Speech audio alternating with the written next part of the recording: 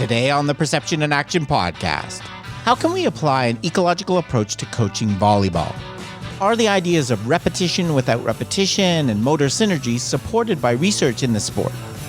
What has research shown about the benefits of using the CLA and differential learning in volleyball? So it's time for a call to action.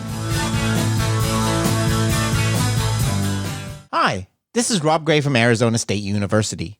I've been on a now over 25-year journey as a researcher, professor, and high-performance consultant to understand how we acquire and adapt our perceptual motor skills.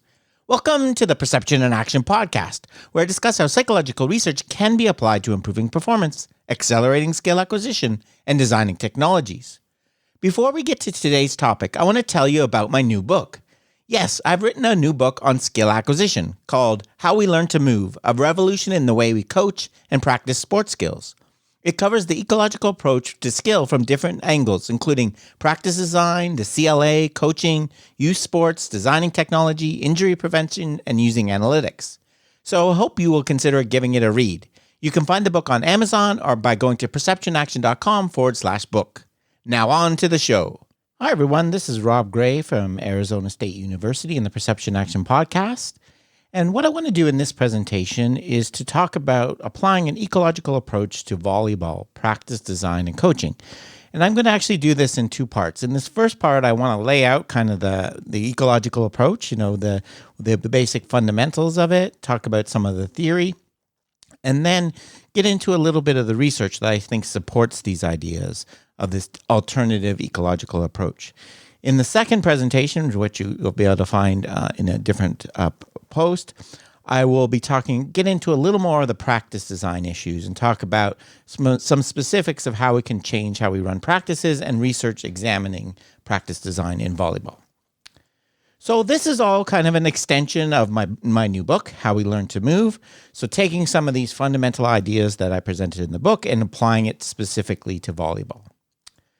So what I want to start with, and the way that I usually start, I want to contrast the two main theoretical approaches to skill acquisition by focusing on the way that I like to focus on is the role of variability. Right? So when we talk about variability, it's critical we figure out what kind we're talking about, right? So I like to distinguish three different types of variability, right? There's variability in the performance outcome, right?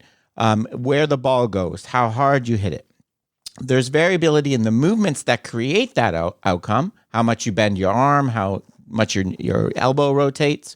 And then there's variability in the practice conditions that a coach creates, right? So they all influence each other. And fundamentally, the two different approaches to skill vary in how they treat these things, right? The traditional kind of repetition-based approach is the idea that there's one correct technique, right? So there's one correct way to do an overhand serve in volleyball. The way that we teach it to someone is by instructing them prescriptively. Here's what you do with your arm. Here's where you put your hand. Having them practice it over and over in rote repetition. We correct them when they're wrong. Okay, so when they do something different. And the fundamental assumption there is that movement variability is bad, right? Any inconsistency in how much you bend your elbow or flex your wrist when you're serving is just noise that we want to get rid of. And really, that's one of the main goals of repetition, right? Repetition is designed to lower the variability of your movements, right? So if we're going to contrast this in my relationship, right, in this three types of variability, the idea is the outcome, the variability and outcome we want to be low. That's true in every theory, right? We want you to consistently hit the target where you're aiming your serve. Consistently place it, if you're right back corner, that's where you're aiming. We want a consistent outcome. In the traditional approach, the assumption is that you get repeatable outcomes through repeatable movements, right? The way that I consistently hit my target is by trying to move exactly the same way every time, right? So using the same amount of position of body, same amount of elbow flexion, so on. What this leads us to do is typically we start focusing on mechanics or fundamentals in practice, right? So we're going to teach you, for example, how to toss the ball separately from how to hit it, right? Because we want the ball toss to be exactly in a certain way, right? So the idea here is that low outcome variability is produced by low movement variability, which was developed by relatively low practice variability. We want you to do the same thing over and over, break it apart, and so on. When we add variability later on, The purpose of it is what I call adjustability, right? So what we want you to do in this traditional view is learn the one correct technique, the motor program for serving, right? Learn that through repetition. Then you're going to learn how to reparameterize it and vary it for specific conditions, right? So we'll teach you how to serve in the middle back. Now you have to learn how to do a short serve. What do you need to change about your movement to produce a short serve, right? So we want you to have repetition with repetition, to be able to repeat the outcome by repeating the movement, despite the fact that conditions are varying, right? Despite the fact that we want you to serve to a different place, we want you to serve in the wind, it's outside, right? So you're learning to parameterize a motor program. You're learning to adjust this one. So we teach you the fundamental movement, and you learn to adjust it for specific conditions you might face in the volleyball environment, okay? This means that, we're going to add variability of practice relatively late, right? And this is my baseball example, the main sport I work in. We're going to teach you the fundamentals first, the correct swing by hitting off a tee, get you to learn how to repeat it through repetition and correction. Once you get to repeat it, then we're going to add variability of specific conditions, representative conditions. So in golf, we'll teach you how to swing on a flat ground. Later on, we'll add different lies to teach you how to adjust and reparameterize your motor program, right? So variability is for adjustability. It comes later on. That's the fundamental idea. Another fundamental idea we've already kind of touched on within this traditional approach is the idea of task decomposition, right? The way that we're going to get you to learn the one correct technique, the fundamentals, is by breaking the skill apart, right? And the classic example is doing the toss on the serve without swinging, right? We're trying to reduce the attentional demands. We're trying to, everyone recognizes that with a new learner, you need to make the skill easier in some way. You can't throw them into trying to do a full jump serve in a game before you train for a while. But the idea in the traditional approach is the way that we make things simpler is by breaking them apart, right? So here we're tossing without actually acting on the ball, right? So we've broken the skill apart into pieces. And then, so once you get the toss down, you get to the right height and the right trajectory, then we're going to add in the swing of the arm to hit it, right? So we're breaking the skill apart, then putting it back together. That's the fundamental idea. So what's the alternative, right? What's the alternative? The alternative, really coming from the work of Nikolai Bernstein and Gibson and all these Newell, is the idea that there's no one ideal technique, right? We don't be skillful by repeating our movement. We do what Bernstein called repetition without repetition. We need to have some variability in our movement, so it's not just bad noise we want to get rid of. We need to vary our movement to adjust to the varying conditions, adapt to the varying changes and constraints is the word we're going to use. So we're going to do less correction. We're going to let the athlete explore and find their own solutions, right? So if we go to my variability diagram again, we want the same outcomes, right? We want consistent outcomes, low variability outcomes. As I said, that's part of every theory. We want you to consistently put the ball where you're aiming. But the idea is, you don't achieve that by using the exact same body movements every time, right? Across individuals, we'll see different body movements. And within the same individual, there's going to be variations in the actual movement, right? If you're doing a jump serve, maybe you jump a little bit lower than last time, or you toss the ball a little bit further forward than last time, or the wind picks up, or you're fatigued, right? In order to repeat an outcome, we can't repeat the same movement because the conditions and the constraints are changing. Right? So what we want to do in practice is, instead of focusing on repetition, learning the one fundamental, we want to focus on adaptability. We want to focus on you learning to serve out of sand, put the ball in different places, get fatigued first and then serve with opponents there, right? So we're getting you to adapt. So the idea here is low outcome variability, which we want, requires a significant amount of movement variability. It doesn't come through a purely repeatable movement, which is developed by adding higher variability in practice. And as I said, in the second part of this, we'll look at some specific examples of that, right? So the purpose of variability in this new ecological view is not adjustability. It's not learning the fundamental, then adjusting it or reparameterizing a motor program later. It's adaptability. We want you to be able to explore and solve problems right from the start. We're learning to move. So we're getting repetition without repetition because of variation. In the traditional view, we're trying to learn this one fundamental and hold on to it despite the world changing around us. In the new view, we're accepting the world changes around us and accepting we can't have this one movement, right? And so this is a fundamentally different way to use variability, right? So both cases, variability is good.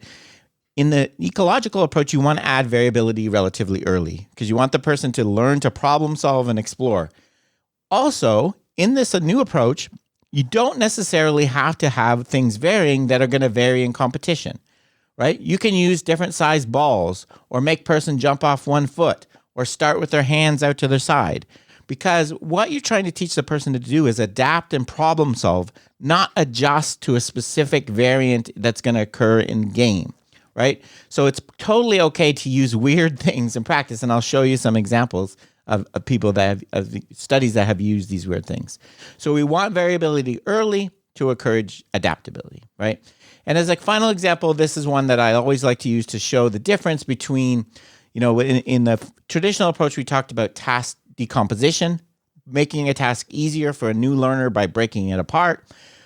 In the ecological approach, we want to use task simplification, right? So instead of making soccer dribbling easier by having you do it around cones and no opponents, we use soccer tag, right? So it's soccer tag, you have one player trying to touch you while you're controlling the ball. So we've made it simpler, but critically, we haven't broken it apart, right? You're still dribbling a ball, you're still out facing an opponent, right? We've simplified it, we've scaled it down. And I'll show you some more examples of that specifically to volleyball as we go along, okay?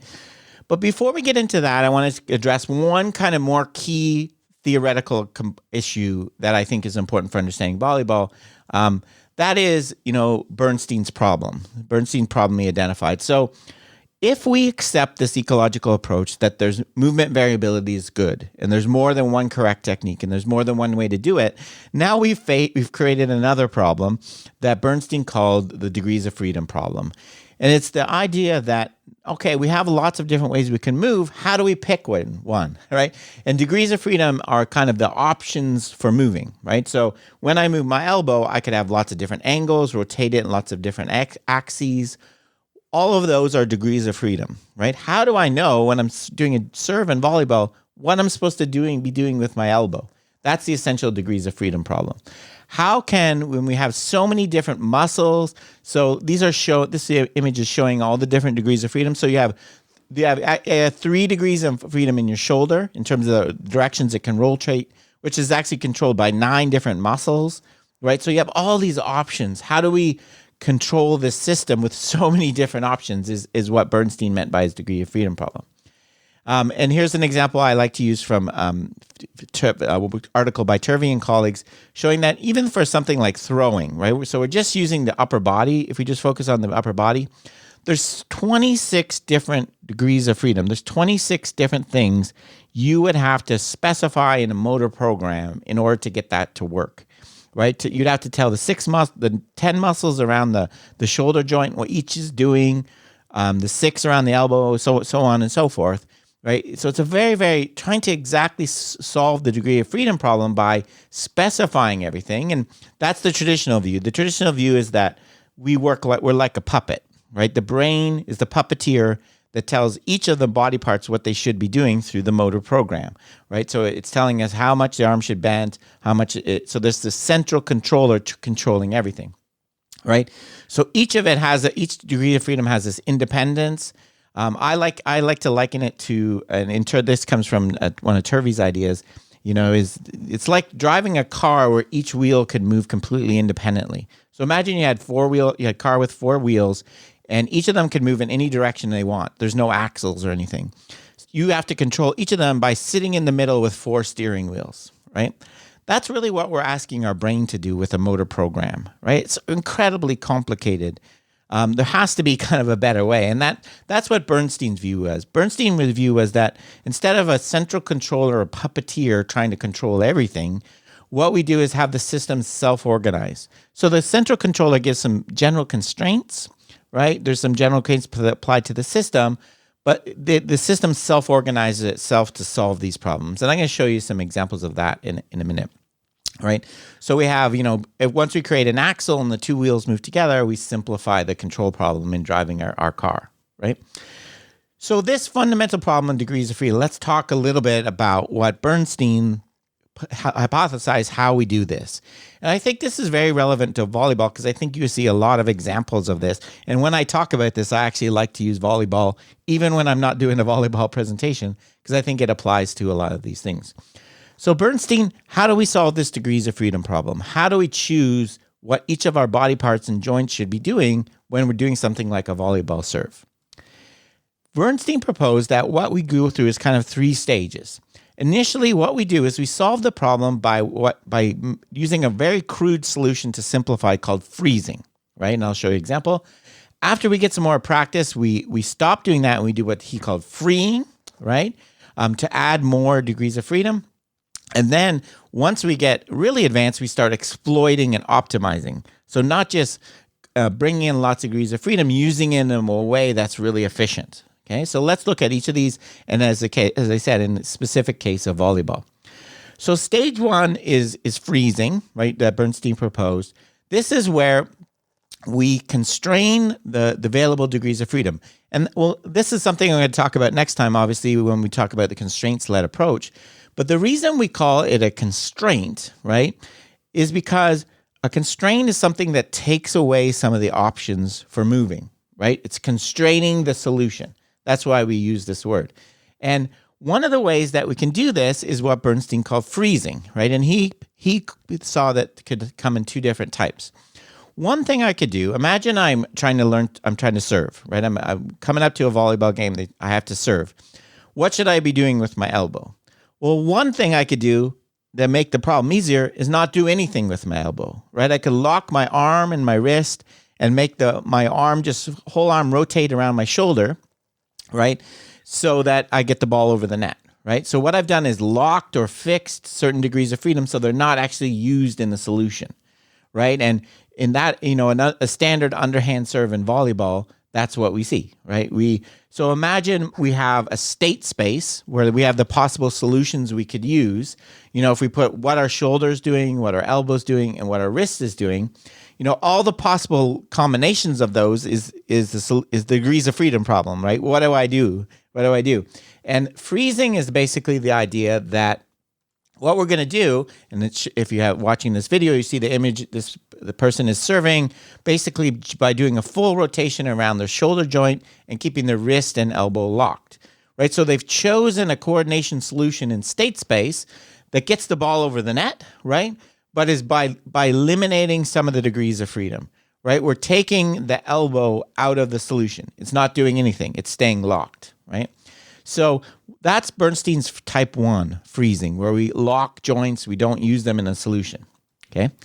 His second type of freezing is if I don't know what to do with my elbow, instead of locking it, why don't I just have it do the same thing the shoulder's doing, right? So it's not taking the thing out of the equation by freezing it or locking it or not moving it. It's taking it out of the problem by just having it do the same thing as something else, right? So I could use my elbow in the serve, but have it rotate at exactly the same rate and the same time as my shoulder, right? So I've simplified the degrees of freedom problem because I'm using one rule for 2 different things, right? So I don't need to separately decide what my shoulder's doing and what my elbow's doing, right? And here's an example in volleyball. You could do a serve where you rotate around your shoulder and your elbow and have them unfold at exactly the same time, right? So again, now in state space, the solution space, I've chosen a specific solution where in this case, what we call this rigid coupling, right? The coupling by meaning the shoulder and elbow are linked together, and rigid because it's not very functional coupling, right? They're doing the exact same thing together. Okay, so rigid coupling is the second type of solution. So usually this is temporary, right? Why is this good? Why is freezing either one of these good? Well, it's good because it solved the degrees of freedom problem, right? It solved the problem of choice for the new learner, and it's getting the ball over the net so he can start playing. I often say, if we required you to do a full jump serve before you could get on a volleyball court and start playing a game, people would be dropping out left and center, right? Because it would be too hard, right? You'd never get there. You'd lose motivation. You could never play, right? It would take you weeks and weeks before you could start playing the game. So it's getting you some proficiency so you can play. Why is it not good? Why can't we just stay with the freezing solution? Well, there's a few reasons, and some of these Bernstein's identified. First, it's not taking full advantage of external forces, right? So if we want to serve a volleyball at high velocity, obviously, if we're not incorporating some of the joints, we're not reaching the full potential of velocity we could get, right? That's why you do a jump serve. That's why you put all your joints in your lower body in it, because you're transferring all the forces from the ground into the ball, right? By pulling in all the degrees of freedom. If I did a jump serve with a locked elbow, I guarantee you there's no way I could hit it as hard as if I bend my elbow, right? Because I'm not using the kinetic chain effectively. The other thing is the solution is not going to be very adaptable, right?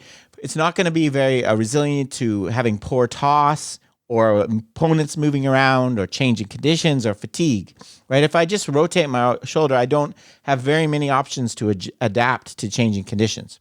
And also, this is something we'll talk about later. I think there's real potential for injury, right?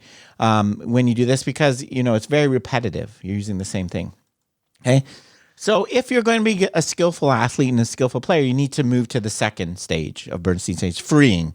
This is where we're going to move beyond locking and taking joints out of the equation by coupling them and bring them back in so we can have more adaptability, more power, and things like that, right? So whereas freezing is, either is very fixed solution within state space, right? Locking your elbow or rigid coupling. Freeing is when we start bringing things back in, right? So we're serving not just with our shoulder, but we're going to start rotating our elbow, maybe independently of our shoulder, and we're going to add wrist and hand motion. So if we look at our solution space, it's going to be a much bigger. We're going to use much more of the solution space, not just a single point within it where we're keeping things locked, and we're going to have a much more advanced solution. We're going to free things. Okay. The last stage, so we started to free things. So we've brought in the elbow in the joint, elbow in the shoulder, for example, in serving a volleyball. We're letting them be free, giving us more power, more adaptability. But now we still have a problem, like how do we get them to work together, right? How do we get them on the same page? They can't just do anything they want, right? So the third stage, and one of the things, that's kind of Turvey and Kelso have brought into this is the idea of coordinative structures. And I want to illustrate that with a volleyball jump serve, right? So now if we're going to bring everything back in, we've stopped freezing things. We're going to allow us to use all the joints. We're back to the degrees of freedom problem, right? What do we do with our shoulder and our elbow, right? And one of the main ways that we could do this is to, come up with a coordinative structure. And let me illustrate that again by comparing it to the traditional way, right? So the traditional view of how we coordinate our body parts in something like a jump serve and volleyball is we develop a motor program that specifies the parameter of each.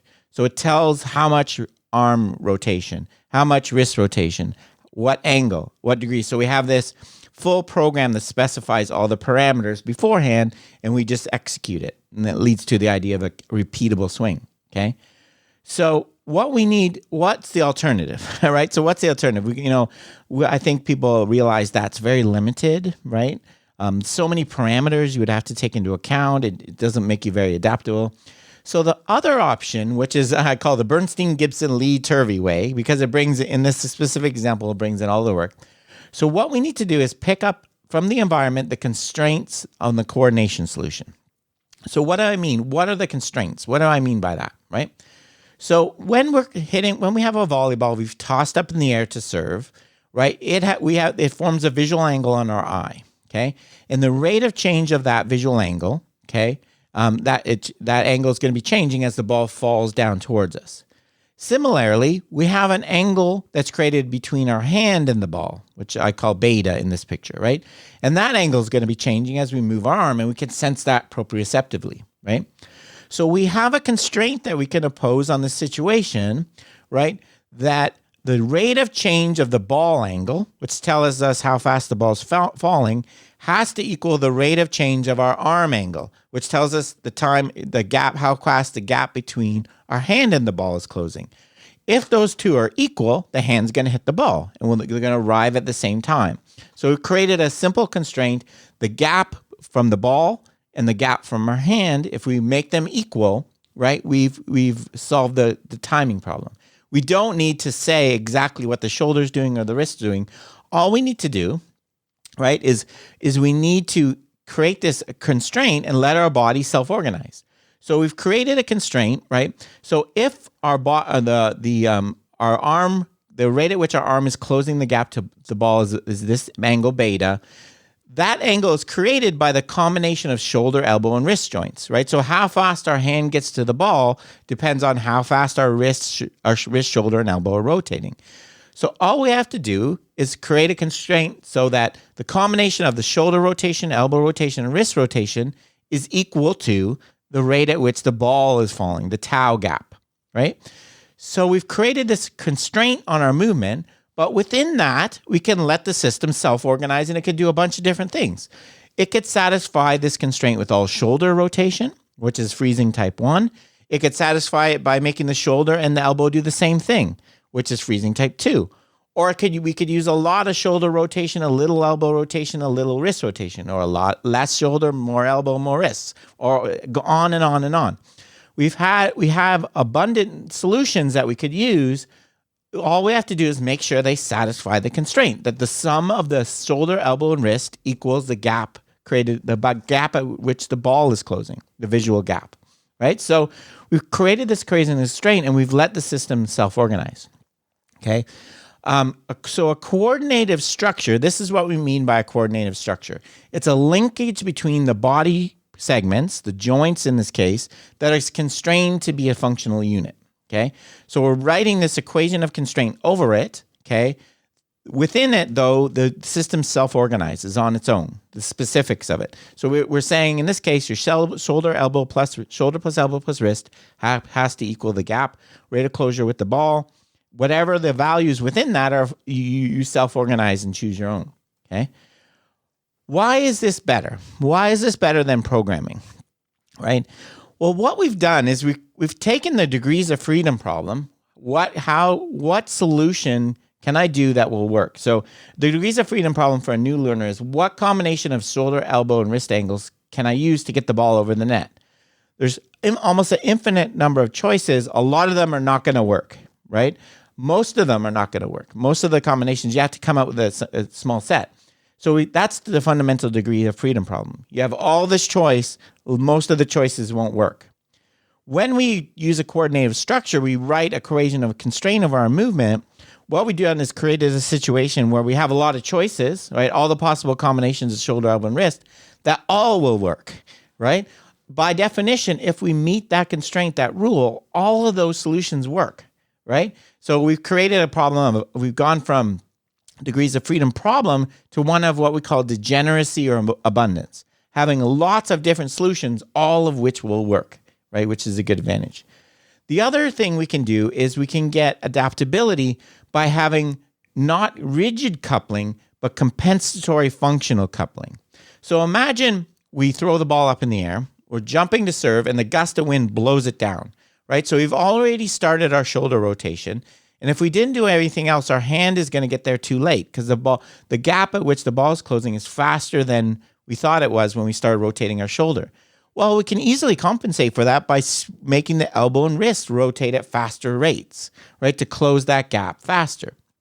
Similarly, if you accidentally throw the ball too high and the gap's closing slower than you expected, after you start rotating your shoulder, you can compensate that by using less elbow and wrist, right? So we have this coupling, linking between the joints, but it's functional, right? They're compensating for each other to satisfy this constraint and get the hand to the ball at the same time. Same applies for fatigue. If we get fatigue in our shoulder, we can compensate for it by elbow and wrist rotation without having to exactly specify each of these things, right? It's happening online in the moment. Right? So that's the idea of a coordinative structure. And the idea of this functional variability brings up another term you'll hear sometimes called motor synergy. So motor synergy is where the components of the system, your shoulder and elbow, work together in synergy to keep achieving your goal. Okay? And the key point here is we're achieving outcome consistency, consistently getting our hand to the ball at the right place at the right time, but not by consistently moving the same way. Right? Not repeatable arm swing. The shoulder, wrist, and elbow are doing different things slightly each time, right, to achieve our goal. right? So that's the kind of idea, right? And to end off this first part, what I want to do is kind of bring in some movement findings from research on volleyball that I think are very consistent with this alternative view of skill, right? This alternative view of repetition without repetition and the importance of movement variability. The first one is one that I'll revisit later too, is a really interesting one by Davids and colleagues looking at volleyball. Okay, what they did was to look at the how much things were varying during different parts of the serve, right? So what they did was to look at how variable is your, the toss, when you start your toss, how variable is your initial movement of your elbow, initial movement of your shoulder, how variable is your elbow swing, how variable is your hand at the point of contact. And what they found is this classic finding that we get in a lot of motor control. I find it in my baseball research all the time. We call the funnel of variability. And what that is variability is going down and down and down as the movement progresses. So people, the time at which they take off from the ground is less consistent than the time at which their hand reaches the ball, what their hand is doing, right? So the variability is going down. We're getting more precise as the movement is unfolding. Then there's the exact values they found there.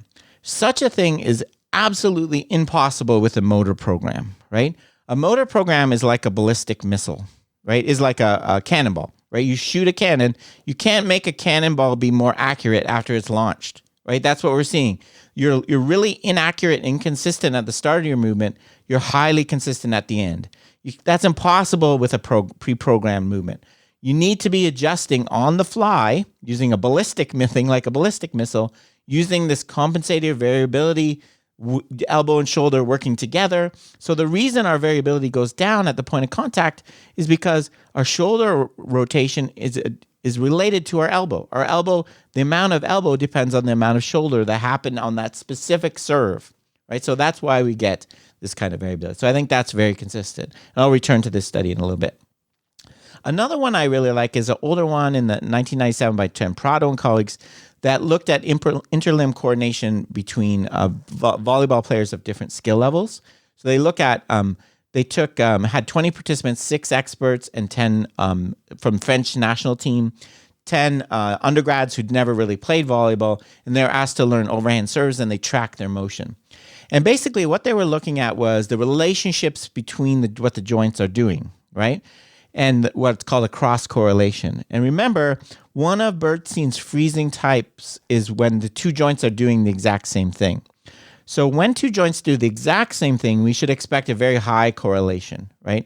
And when my shoulder is rotating at the same amount as my elbow, we should expect a high correlation between them.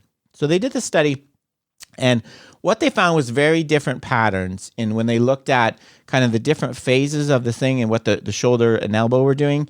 They found that novices had a much higher correlations, right, between the joints. So evidence they were freezing and locking things. Whereas experts were using different patterns of elbow, shoulder, and wrist, right? They were freed up. They were doing different things, right? So experts weren't doing the exact same thing every time. They had variability in their movement, but they were doing it. They were not locking it, okay? They also found, so this is an example of the correlation or the coupling. If you look at, for example, the shoulder elbow, the correlation coefficient between the shoulder and elbow in novices is 0.7, right? So they're very, very similar what they're doing, the shoulder and elbow. In expert, it's 0.2, right? So they're doing very independent things, right? They're not doing the exact same rotation, the same expert. They're freeing degrees of freedom. The other thing you see, and that really interesting in their study, is you look at experts. If you look at the plot of their, these are plots of the solution space we saw earlier of their shoulder versus elbow, what they're doing, you can see that novice solution is very, very constrained. It's very not covering much of the possibility, whereas the experts are using much more of the available solution space. Right, so I think a lot of these patterns of coordination, the difference you see at skill level is consistent with Bernstein's ideas, consistent with the idea of repetition without repetition. Things are varying. They're not doing the exact same thing every time. Okay, so that's all I want to do for this first part of the presentation. Next time, as I said, we'll get into more research and talk more specifically about how we can apply these ideas to practice design and coaching in volleyball. Hi, everyone. This is Rob Gray from ASU and the Perception Action Podcast again, and this is my second part in the look at the ecological approach to volleyball practice design and coaching. So if you come into this one first, there was actually a first part to this where I talked more about the kind of theory and the background and some of the research in the area. And this one, I'm going to get more into looking at practice design, specifically in volleyball. So the idea here is to extend some of the ideas from my new book, How We Learn to Move, specifically into the sport of volleyball. So where I want to start here is talking about an idea, a point that I raised last time, the idea of constraints, right?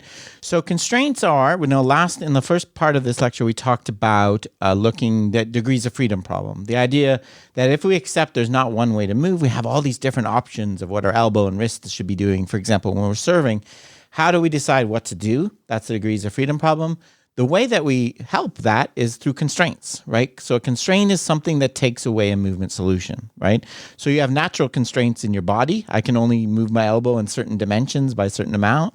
But a coach critically can also add these to help an athlete find a solution by taking some of them away, right? So constraints take away solutions.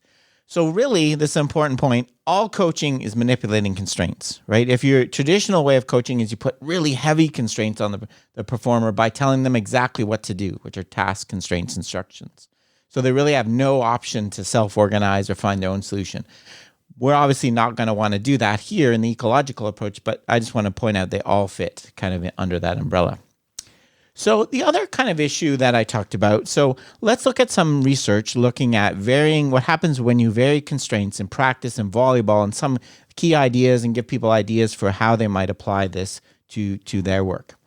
So the first thing I want to talk about is looking at some of the work on when we vary constraints and seeing how it changes. And then, as I said, we'll get into some specifics of practice design. So this is an interesting study by Severstein and colleagues. They looked at coordination patterns under different constraints. So in particular, they looked at when different types of serves, different individuals, and so on. Okay. So what they did was they had 13 national level volleyball players. They had they had to perform 12 spikes, right? They had two different kind of variations, the presence or absence of blockers there. And they also gave them verbal instructions, right? So they're told whether there were going to be presence or absence of blockers there. So some of them times they knew, sometimes they didn't. And they recorded their behavior of using reflective markers. And what they did was to use a technique called coordination profiling. And this is something I talked about in one of the first chapters of my book. Coordination profiling is basically where you create a profile of the movement pattern for each individual, right? Based on the exact movement, the movements that are using. And what you find is you come up, individual athletes within the same sport at the same skill level have different coordination profiles. That's why, I always say in tennis, if I just put random point lights on Roger Federer and put them on Nadal and had them serve in the dark, you could tell which one is which easily, right? Because they have different coordination profiles. They move in different ways. So in this study, they use that to look at how people spike and identify these features. And what they create is what's called self-organizing maps, which plot kind of the different coordination patterns. I'm not going to go into all the details of what these mean. I just want to pick out some key points for this. So when they looked at the differences between coordination patterns, which were, what your joints are doing, what your elbow's doing when you spike and your wrist is doing, so on, what they found was the biggest effect that made them differ was individuals, right? People have different individual coordination patterns, even highly skilled experts. So not all highly skilled experts are moving in the same way, even doing the same spike. So each, the point here, regardless of the awareness and the block condition, whether there are opponents there, the movement pattern of each player was uniquely individual. So they could pick out which player was which based on just their movement pattern, right? Even in different conditions. That to me, right, obviously speaks to the fact that there's not one correct way to do things, right? We're getting different patterns for different people. There was also a clustering based on awareness. And this is something I want to really going to touch on more in a bit. The presence of blockers, the unpredictability of situations are constraints that obviously a coach can manipulate. The predictability, telling an athlete where they're going to hit the ball or where the block's going to be before they start moving versus having them react to something.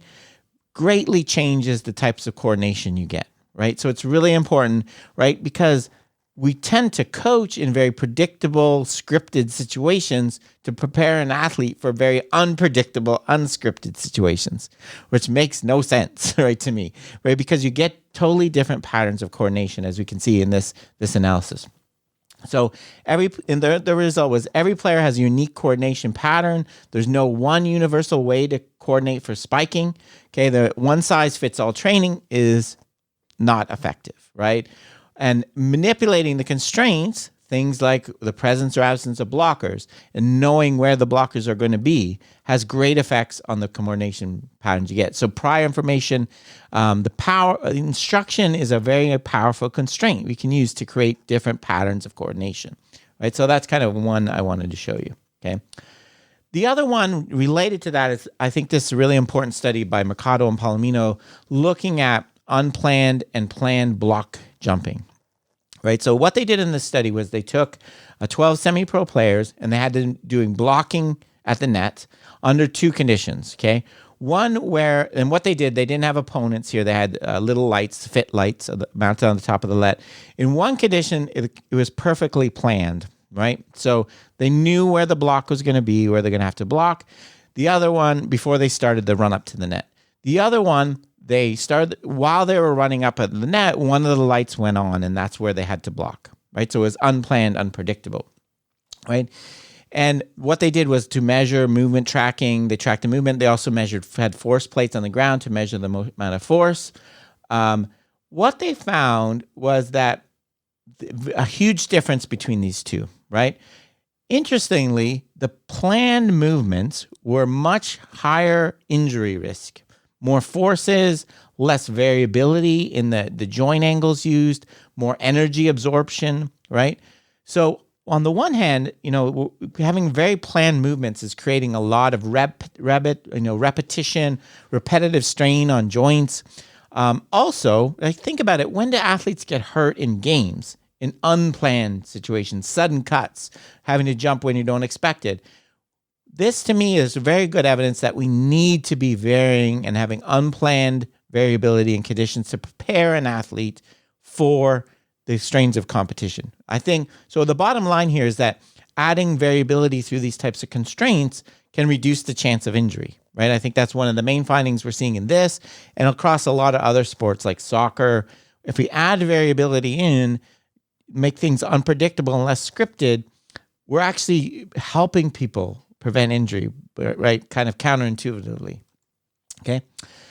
The last kind of general finding I want to talk before we get into specifics of practice design and volleyball, talking about constraints, is this to me speaks to really the idea of the one correct solution and kind of prescriptive coaching, right? So one of the key concepts in traditional coaching is, right, the coach knows the answer, right? You're the instructor. Someone comes to you to get it from you, right? I'm going to tell you how to do a proper spike. I'm going to tell you how to serve. What we want to do in the ecological approach is move away from that idea and that accept that there's not one size fits all. The coach doesn't know the best answer for each individual. We just saw in that coordination profiling, everyone does things a bit differently. The coach cannot possibly know what the best one for each athlete is beforehand. Furthermore, they can't, even if they did know, they can't tell them ineffectively. Right? And this is really showing, this study I think really demonstrates this, right? So what they did in this study was they looked at gaze behavior, where people looked when they were waiting to block, okay, or return, a play from the other side. And what they found were different patterns, and they identified kind of the optimal pattern that experts use, right? Which is kind of anticipating, using information early in the passing to anticipate where the set or the spike's going to occur, get your eyes there early, instead of just passively kind of following the ball around until it gets there. So what they did in this study was they used a little video display where they showed novices where to look. They gave them little visual cues about where to follow the ball. And they compared a condition where they tried to give them the expert strategy of looking where the set spike's going to be versus just following the ball around the whole time. And what they found was that nothing, right? You can't teach people this. This is an expression Franz Boss likes to use, the body doesn't really care what the coach has to say, right? You can't tell our eyes where to point and where to and we can't bring that on board. And it's not how we become skillful. Another really strong example I like to use that I talk about in the book is the Robo Golf device, right? For those that don't know, in golf, you can use this training device where there's a robot arm that holds a golf club. You holds at one end of the golf club, you hold the other end, and will actually guide you through the perfect ideal swing, right? The right rotation. What you find is that doesn't help people at all, right? Your body doesn't listen to these things, right? Your body figures things out on its own, self-organizing. You, as a coach, have to move away from the idea of the instructor to the designer and guide. You have to help people find the solution, not try to prescriptively give it to them like it's a prescription from a doctor's office, right? That doesn't work. I think studies like these demonstrate that. Okay, let's get into some of the practice design, right? So the first thing I want to talk about is to talk about the problem we talked about in the last one, the idea that things are too hard for a new learner. Too much is going on in volleyball. You have to serve all the movement where the ball can be. How do we get the task difficulty right? We all recognize in every theory of motor learning, we somehow need to make it easier for a new learner, or they're never going to be able to get any proficiency. They're going to get discouraged. The traditional approach, right, is task decomposition. Let's break a movement into parts to make it easier, then pull it all back together. This is rife throughout sports training. Hitting off tees in baseball, dribbling through cones in soccer are examples of task decomposition. In volleyball, one of the main ones we see is when people practice the ball toss without spiking. What's the problem of this? Well, the problem is the fundamental idea behind it, that you can break things apart, then put them back together, is flawed, right? Because when you break things apart, you do them differently, right? When you do a full skill, there's interactions between the parts. How you toss the ball depends on how you're going to hit it, right? And when you don't ask someone to hit the ball, they do a completely different ball toss than when they do ask them to do it. And in fact, they use different areas of the brain. There's research by Goodale and Miller. This is going back to that paper I talked about in the last one by Davids and colleagues. These are traces of the ball flight for conditions in which you're going to just toss it and which you're going to toss it and hit it. And what you find is that you get completely different patterns of movement. Going back to gaze, when a soccer goalkeeper is asked to just say where they're going to dive to save a penalty kick, you get completely different patterns of gaze behavior as compared to when they actually have to dive, right? Why does that matter? Well, we know if we want transfer, things have to be similar. If you do something completely dissimilar, it's not going to plug back in very well, right? So what we want to do is task simplification. We want to keep the whole task together. Keep the movement similar to the movement you're going to do in the game. Keep the movements driven by information, right? So we want the toss to be related to hitting. We want always perception action coupling. We don't want you dribbling or moving around cones. We want you to moving in relation to an opponent, right? We don't want you setting at a net, blocking at a net passively because of a light turned on. We want you moving to block at the net because you see what your opponent's doing. The information is there. So task simplification is keeping the skill whole, but scaling it down, reducing the size, reducing the spacing, reducing the equipment. And one example we can see in this in specific study in volleyball is from this 1994 paper where they reduced the size of the ball, right? So they used a lower weight ball for training. So they had 72 girls. They trained for 16 days. Half of them trained with a regulation ball. Half of them trained with a lighter ball that was 25% lighter. What resulted was the group that used the lighter ball was significantly better performance on setting and serving in the tournament that was done after. And there's lots of wonderful work specifically in the sport of tennis showing very, very similar effects. When you give kids lighter rackets and smaller lower compression balls, they learn strokes that are more effective, they're more confident, they're more motivated to practice, and it results in better long-term, even though they're using a different equipment, right? This gets rid of, we sometimes in training, we emphasize specificity. Everything has to be the same as the game. It doesn't if it has a purpose like this, right? To simplify the task for the user, right? And get them used to this. So I think that's a great example of task simplification. The other two things I wanted to talk about in terms of training methods that I know I go into detail in the book if you really want the details is the constraint-led approach and differential learning, right?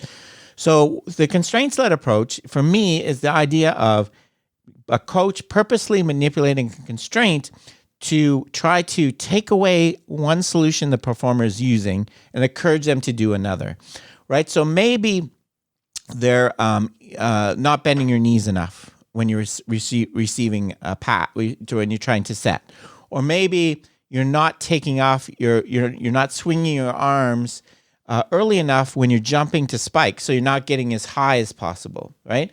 So these are solutions that we don't like as a coach because they're not effective or they might cause injury. That's totally okay, right? We're not, even though we're saying that there's not one correct solution, it doesn't mean there's not bad ones that we can push an athlete away from. So what we're doing in the constraint-led approach is we're going to try to destabilize the bad solution that we don't want by adding something to the environment, right, to push them away from that. But critically, we're not going to tell them how to correct it. We're not going to tell them bend your knees 45 degrees. We want them to explore and find their own solution. Okay, and we're going to do this by varying the equipment, right? So the key principle is we're destabilizing the existing solution by making it not work anymore for this new task constraint. We're encouraging you to explore and self-organize. If we can, we're what I call amplifying information, right? For example, in a small-sided game, we're making you more sensitive to the spacing between players, right? And we're going to provide feedback about the effectiveness of the search, how well you're doing. So let's look at some specific examples from volleyball. One of the most classic examples of doing a constraints-led approach for me is a small-sided game. Yes, small-sided games have been around for a long time in a lot of sports, but usually they're not used in the way that's consistent with the ecological approach, but they certainly can be. And this study is a good one at showing this, right? So they're using small-sided games. They had 38 youth players. They're passing, they're doing spiking, passing, blocking drills. The small-sided game group just played on different number of players and different size courts, okay? The prescriptive instruction group, the kind of traditionally coached group, they did very block practice. So they did a whole bunch of setting, a whole bunch of spiking, a whole bunch of serving, kind of decomposed against a wall or with a partner, whereas the other groups were just doing it in games, okay? And what they found was, so what this is showing is before and after training. You can see the small-sided games one is in black, particularly for overhead passing and serving, okay? They have greater improvement after training. The other group gets improvement. Like, we're not saying that, repetitive instruction does nothing. We're just saying that this type is more effective, okay?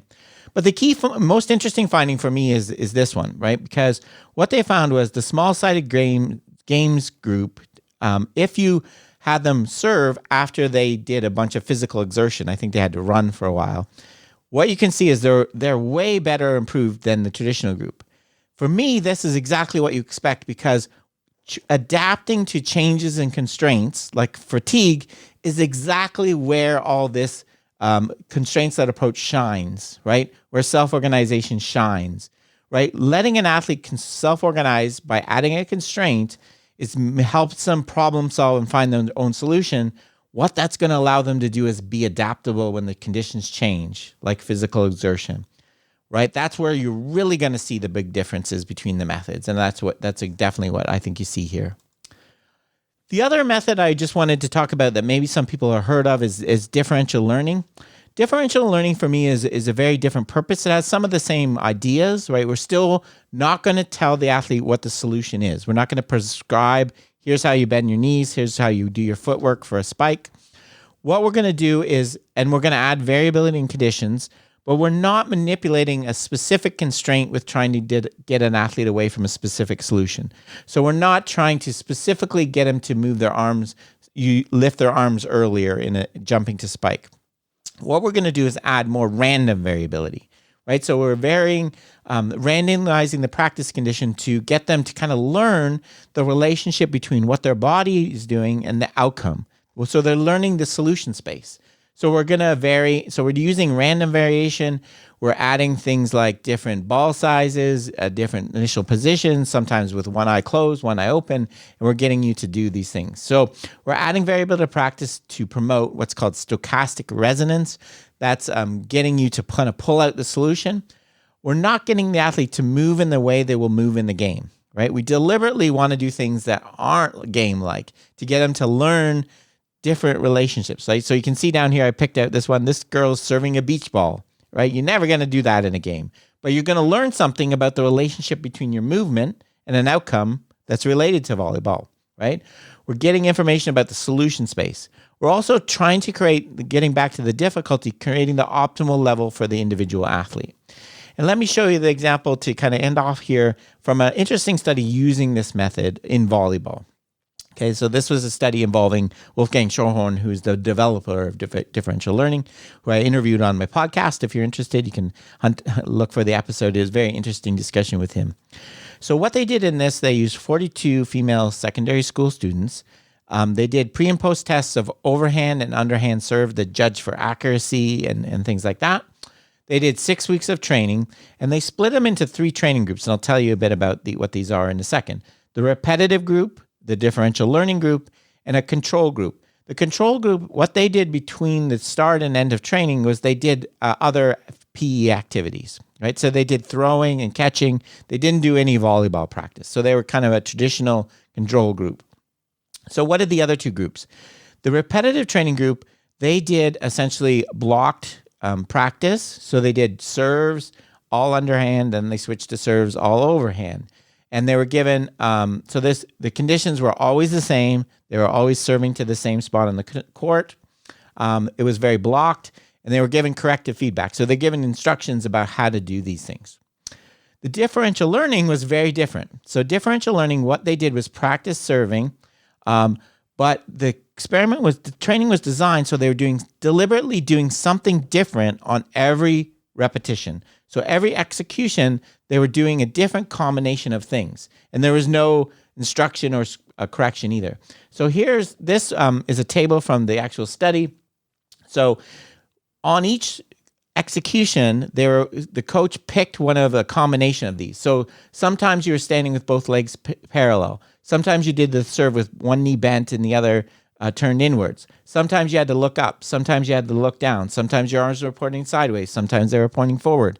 So what we do in differential learning is we're picking different combinations of possibilities of the solution space and getting the athlete to try each of them, where it's different on every single trial, right? Every single trial. So they're not repeating the same serve over and over. They're repeating serving under totally different kind of twisting, running. You have to run up, you have to hop, right? All these kind of crazy combinations of this different ways to do it.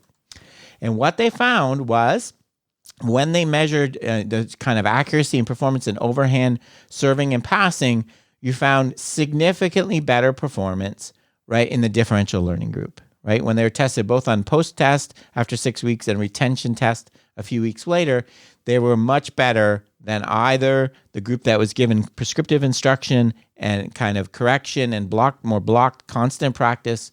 They were way more accurate, right? And the idea is they learned different ways to serve. They learned repetition without repetition and how to pass, okay? The last thing I'll end on, just related to this, because this is a point that always comes up in coaching, and in particular in volleyball, is the issue of adding variability to practice, which is, I think, has gotten a little misunderstood over the years. And I've created this page where I've tried to explain the ideas. What is contextual interference? What is blocked practice? What is random practice? And the key point that I want to point out here is that blocked practice means working on one skill, then switching to a different skill.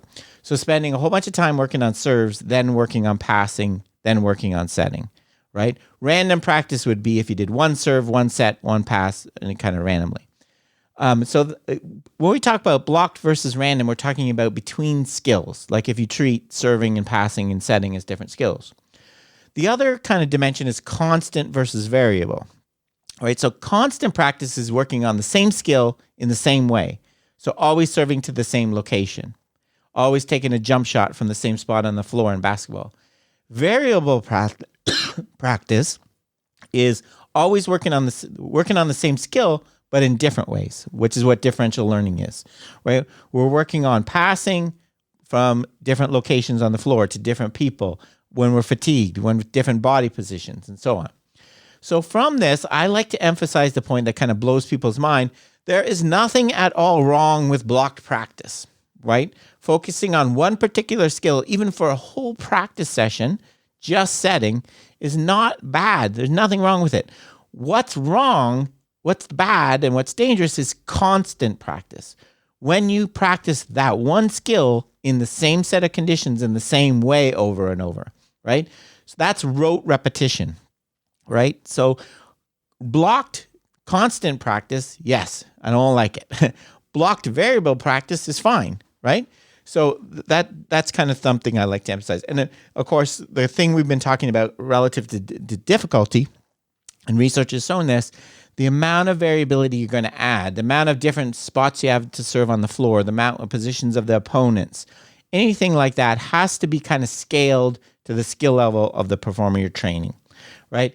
Younger, less experienced athletes are going to bring their own variability because they're less consistent in how they move. So you don't want to add a ton on top of that, or it's going to be, overwhelming.